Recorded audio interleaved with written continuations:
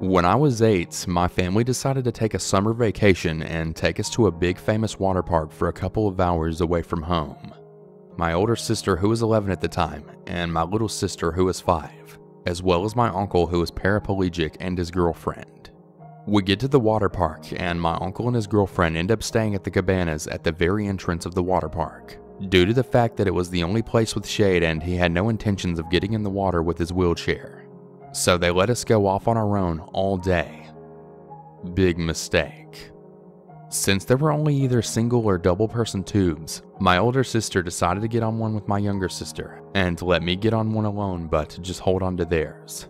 And that worked for a little while, but we got on the lazy river that went around the whole park, and at the end of the river they made it like very fast and crazy, with all of the waves crashing into you and stuff. I ended up letting go of their tube and flipping out on mine. By the time I even realized it, I had lost them. I thought it was no big deal and I'd find them soon enough again. So I'm trying to get back on my tube and for some odd reason I just can't do it. A man notices me struggling and decides to come help me. I finally get in and I thank him and try to float away, but he doesn't let go of my tube. Instead, he starts talking with me and then asking why I'm all alone. I explain that I lost my sisters, and he then suggests that he get on the tube with me because he doesn't want me to get lost or drown. I say okay, and we get on the tube together. He starts forcing me to ride all of the slides with him and talks to me about how his hotel room isn't that far away and he has a whole bunch of toys that I would love to play with. I actually started getting interested because I didn't have that many toys of my own, and the ones that I do have are broken from my sisters. He says that we can get on one last ride and then head over afterwards. I agree. While waiting in line, he starts acting really giddy and weird. He kept swimming under our tube and would play with my feet and legs and would tell me they were pretty. There happened to be a young couple that was behind us who was watching all of this unfold. I guess they could see the discomfort in my face because they tapped me on my shoulder to ask me if I was okay and if I even knew this man. He tried answering for me, but they cut him off and they said they were talking to me. I reassured them that I was totally okay, but after seeing the look on their face, that made something click in my head. I then started to realize that what was going on with this man wasn't okay. Once we got off the slide, I told him that I had to go, and once we got to the opening of the river, I just wanted to get on a single tube by myself because I needed to find my sisters. He tells me that I can't do that and he needs to watch me, so I can't leave him. For some odd reason, the moment he said that, I had this fear completely wash over me. I ducked out of the tube and just started swimming. When I turned to look back, he was right behind me, swimming after me. I ended up swimming to the entrance of the river and got on a single tube, which he then ended up grabbing and flipping me out of it, saying I needed to get on a double tube with him. I did not feel safe anymore. I ended up running out and running to my uncle and his girlfriend. I didn't tell them what happened, just that I got tired of being in the water. After sitting there for a while, I saw no signs of the man. Thankfully, my sisters made it back to the cabana safe and sound as well, and eventually we all left.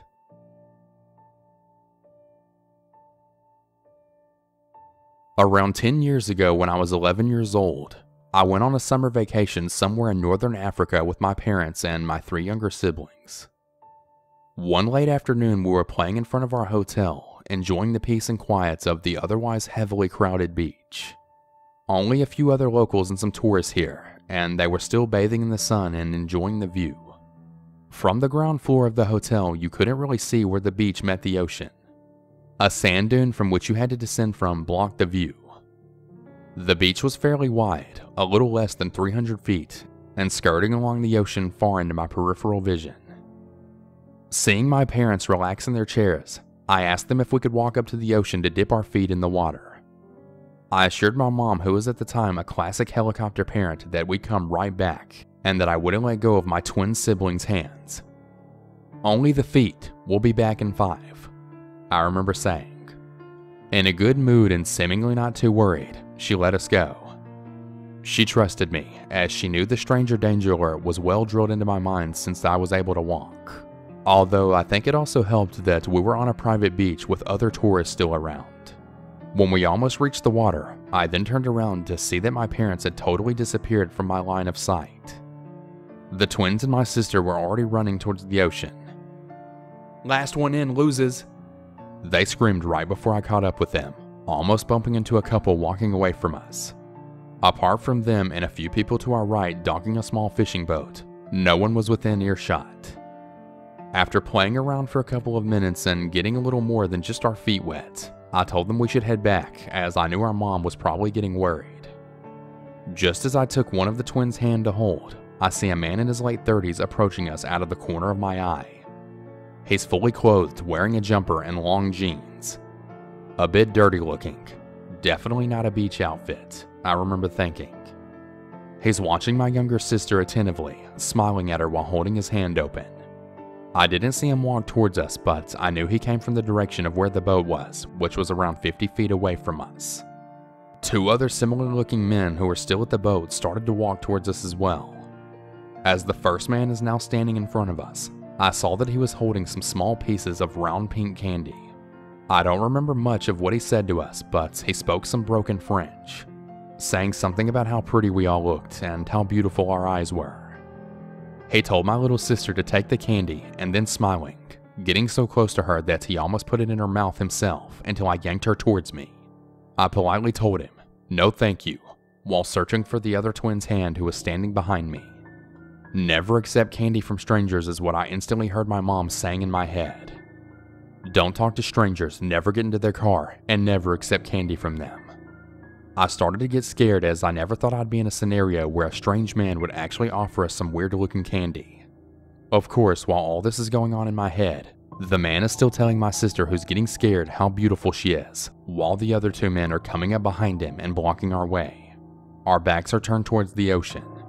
All three of them are trying to engage with us now, asking us where our parents were and if we were sure we didn't want any candy, all the while talking to each other in their own language and sometimes appearing to look around. I remember one of them putting his hand on my other sister's shoulder. I wanted to scream. I started to look around to see if there were any other adults present, but no one was close enough to see what was going on. I started to panic and then thought to myself that making a run for it would be impossible because of the little ones. So I had to carry them, but I knew that I could only carry one, and my sister wasn't strong enough to carry the other one. I tried to move past them, making it clear I wanted to leave, but I remember them just smiling and staring. I genuinely thought that they were going to drag us and take us away in their boat. I was ready to fight them off or offer myself up to save my siblings, when by some odd miracle, a family of tourists with kids appeared from the top of the dune, walking towards us. I picked my little sister up while my other sister saw them too and immediately started to shout towards them. I told my brother to run while waving and shouting. It must have taken them by surprise because when they turned their head and then saw the family approaching, they walked back towards their boats and then took off. We walked towards the family and the mother had sensed from afar that something looked a bit suspicious and she offered to bring us back to our parents. I told them what had happened and they rightfully freaked out, but they said we reacted well. Even though I was a bit shaken up, we nevertheless went on to enjoy the rest of our vacation. The strangers were thankfully never seen ever again. Even if I'm still not 100% sure that they weren't just offering us some candy, I'm just glad I never found out. To this day, whenever I think about it, it still gives me the creeps.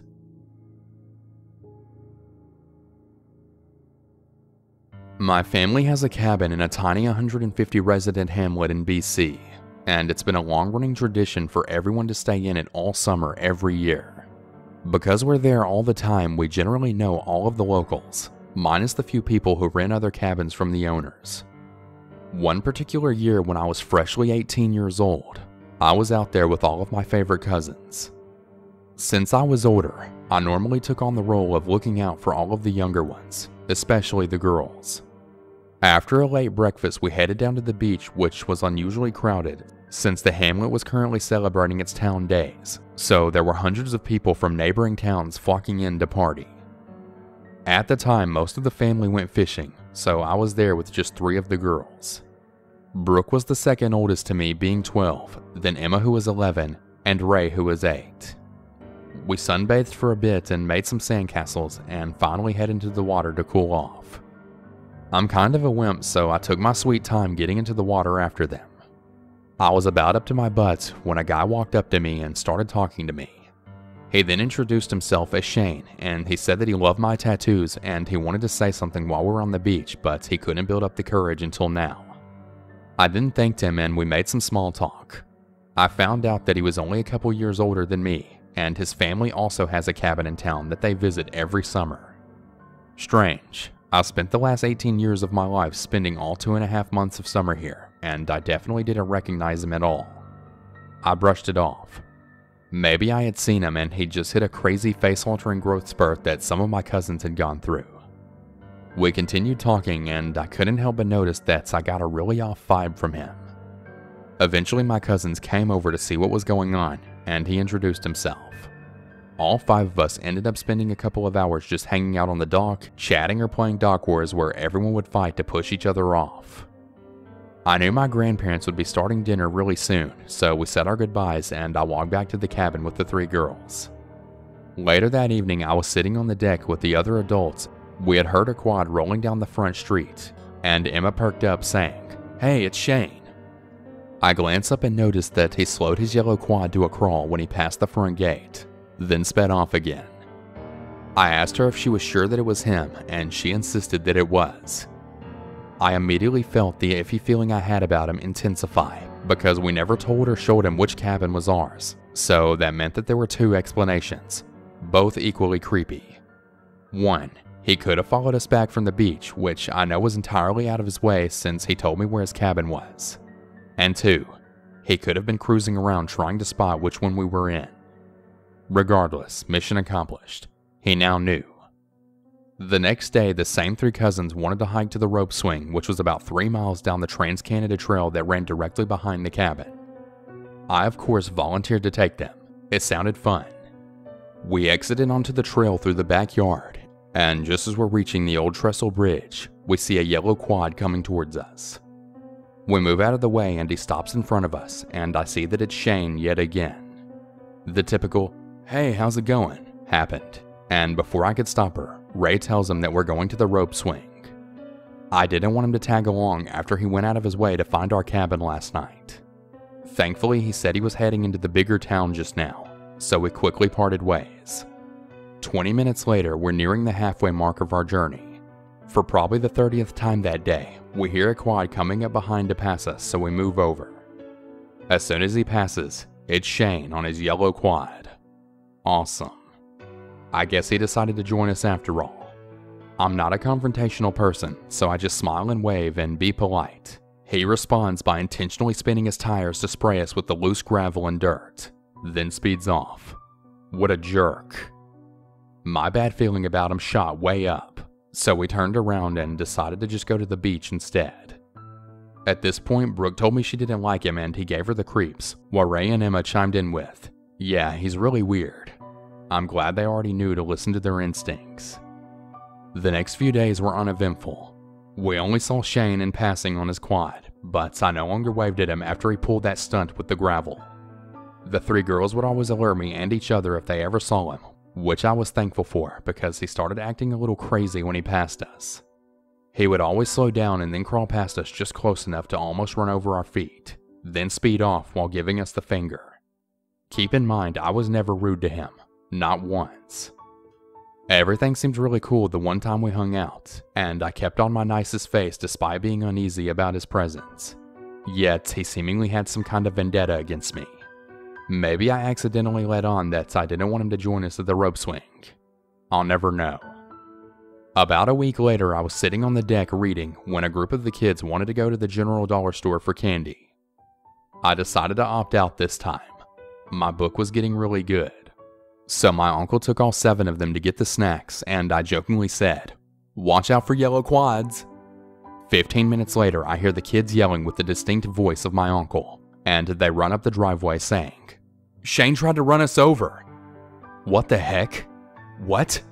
I ask what the heck happened, and my uncle tells me that while they were leaving the store, he had spotted the familiar kids and apparently made a beeline for all of them. My uncle had stood between the quad and the group, and Shane had turned away at the last second, only missing them by inches. Immediately, all of the adults were in a rage, asking who this guy was and why he'd do that. The 4 of us gave the lowdown on him and they told us to avoid him. No duh. We talked about reporting it since we were pretty sure he could get in trouble for all of this, but we ultimately decided not to for a couple of reasons. 1. Other than his first name, I had absolutely zero information about him. And 2. In a small hamlet 1 hour away from the nearest town with emergency services, cops were very few and far between. My grandpa said it was unlikely they'd even consider it worth their time, so we just decided to drop it. The rest of the trip was great. No one saw Shane again for the remaining days. I thought that the weirdness was finally over, but unfortunately, I was wrong. Because of circumstances out of my control, I wasn't able to go back to the cabin the following year. The following September, we had a big family dinner, which was the first time I got to see some of my cousins in a year. Partway through the night, Emma and Brooke run up to me and they say that they saw Shane a lot again that summer. My stomach dropped and I asked them if he kept up to his usual antics. Unfortunately, he had. Since I wasn't there, I guess he switched his main focus to Brooke. Thankfully, they were smart girls, so they kept avoiding him, even going on missions as they called it, communicating by walkie-talkies to make sure he wasn't around whenever they went anywhere. It honestly made me sad to hear that these kids had their fun, carefree summer tainted by having to watch out for a butthole on a yellow quad every day. I couldn't believe he was still bothering them. They said they had a couple of more close calls of him speeding towards them, but he never got more than a foot away before turning back around. I asked their parents if it was true, and they were just as uneasy as me, saying he would prowl back and forth in front of the cabin in the evenings to the point to where they had to tell him to screw off. I've been back for summer getaways on and off since then, but I haven't had any more encounters with Shane. I haven't even seen the familiar yellow quad, which makes me think that he hasn't been back at all. Brooke, Emma, and Ray continue to make little jokes here and there like, "Don't let Shane get you," whenever people leave the cabin. But besides that, the whole ordeal has mostly been forgotten about. As much as I hate the fact that those innocent little girls got caught up in it, I also know it's a great lesson to trust your intuition about people and to be very wary of strangers, especially the ones that follow you home and try to run you over. So Shane, if you end up seeing me at the beach again, do me a favor and stay the heck away from me and my family. Please, don't ever come near us again. I'm from the UK and our summer vacations last about 6 weeks. When I was around 14 or 15 years old, my younger brother who was 13 and my older sister who was 29 at the time decided to break up our vacation by taking us to a log cabin in Scotland for about a week. She knew there wasn't much to do around town, but she was always a great big sister, always looking out for my brother and I. My parents were happy for her to take us and we were happy to go. My sister told us both we could each invite one friend of ours. For my brother, this was easy as he had one best friend. But for me, it was very difficult as I had 5 friends to choose from.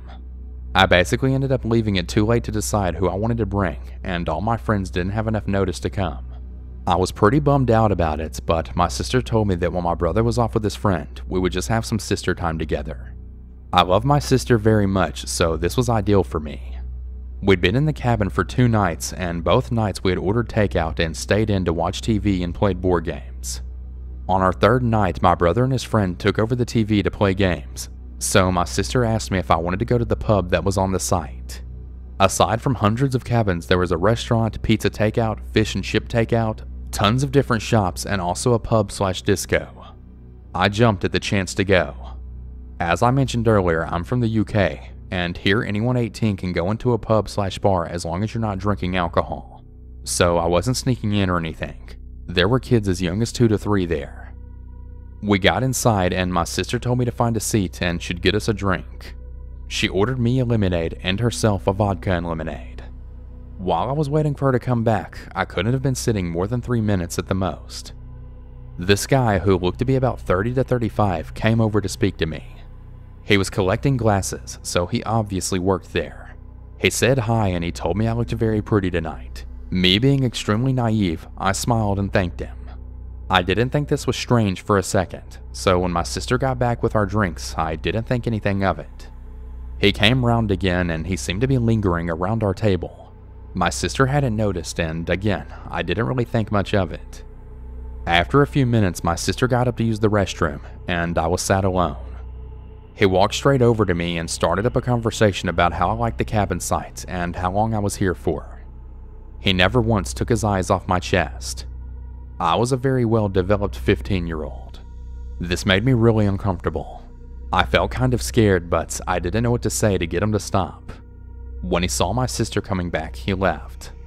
I told her what had happened and she looked angry. She told me he was a creep and if it happened again to tell her. About 20 minutes pass and he comes over again, talking to me and looking at my chest, but again, my sister is at the bar ordering more drinks. When she comes back this time, he doesn't leave and he continues talking to me. My sister then asks him why he's there, and he replies, "I work here." My sister then asks why he's talking to me. As bland as anything, he just answers, "Because she has great boobs." I tell him that I'm only 15 years old, and then he says, "Yeah, so what? I think you should remove that top and let me see." My sister screams at him to leave and calls him a pervert. He moves along and my sister gets up and she tells him he's going to speak to a manager. She's furious. Once again, as soon as she's gone, he comes back, picks up my drink that she just bought me, and pours half of it all down my top. "You're all wet now. You'll need to remove that top." I don't really know how else to respond other than that I'm only 15. What are you doing? Please stop. He looks at me in the eyes for the first time that whole night and then gives me the creepiest grin I've ever seen to this day. I'm frozen in fear and I can't move. He grabs a hold of my boobs in his hand and then plays with them in the busy bar in front of everyone. To this day, I can't understand how no one saw. It takes me a few seconds to realize what's happening. I'm numb. Once I realize what he's doing, I freak out. I haven't even kissed or held hands with a guy before, and here's this grown man filling my boobs. In a moment of panic, I just run. I don't pick up my phone or my purse. I don't even call for my sister who's at the bar shouting at a manager. I just run. I run out the door and I start making my way back to our cabin as fast as I can. Now, I'm not a runner at all. I'm anything but athletic, and I'm wearing heels, but I've never ran so fast in my life. I'm so scared I don't even realize that it's midnight, there's no lights on anywhere, and that I'm running in the complete opposite direction of our cabin. I look behind me for a second and this guy is running after me. I swear, I thought my heart had stopped. I start screaming at the top of my voice for someone to help me. I look back again and he's gaining on me very quickly. He then yells back, "Shut up! Shut your mouth!" I'm absolutely terrified. At this point, I'm just screaming random nonsense. I'm screaming for help, my sister's name, and for this guy to leave me alone. He's so close to me now. He's now laughing and telling me to stop shouting, that he only wants to talk to me. I turn around and he's so close it terrifies me. It's midnight, so a lot of the cabins are in complete darkness, but I manage to see the lights turn on in one of the cabins I'm approaching. I continue screaming for help and the door opens. A man about the same age as the one who's following me steps outside and looks confused. He sees me sobbing and asks if I'm okay. I turn around and the pervert following me is now running away. I'm so scared I can barely speak to the guy. He asks me what happened and I tell him I was being chased by a guy. He wakes up his girlfriend and he waits with me while he goes outside to have a look around. He comes back a few minutes later and he tells me there's no one there, but he'll walk me to my cabin. When we finally reach the cabin, my sister is outside walking around looking for me. I run to her and I tell her everything that happened. She thanks the guy for helping me and she calls reception from our cabin. They tell her that management would sort it out in the morning as all bar staff had just finished their shift. We never waited to hear what happened. The very next morning we packed our things and then left. I never knew what came of it. I can only assume what he would have done if he had caught me. Thank God that didn't happen. Hey everyone, I hope you enjoyed today's video. And if you have your own personal scary story, be sure to submit that to my subreddit at reddit.com/r/southerncannibal or to my email at southerncannibal@gmail.com. I'm always looking for new stories. And before we bring this video to a close, I just want to shout out all of my $5 or more patrons, as well as my $3 or more patrons featured on screen. Shout out to Babe Lincoln, Beth A, Kate E, Celeste S, Ellie S, Emily W, Heather B, Howard R, Jacqueline W, Jazzy G, Jonathan C, Lori J, Matthew B, Michael G, Random Randy, Steph L, Tammy S, and Terry H. Thank all of you so much for supporting me on Patreon. I really appreciate it more than you know. And if any of you would like to join these awesome people and also become a patron, head over to my Patreon at patreon.com/southerncannibal. Thank you everyone, and have a good one. And remember to always stay on.